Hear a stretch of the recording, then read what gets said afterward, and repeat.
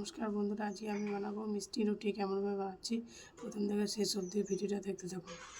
আটা মেখে রেখেছি, বেলে নেব।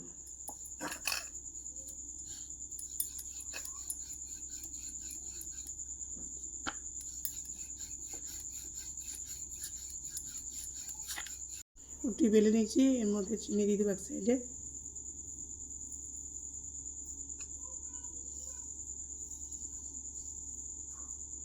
ভাজি করে নেব রুটিটা।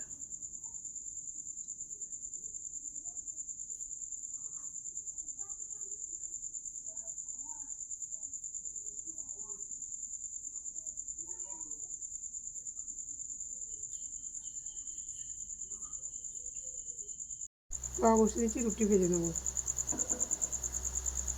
তেল দিয়ে দেবো।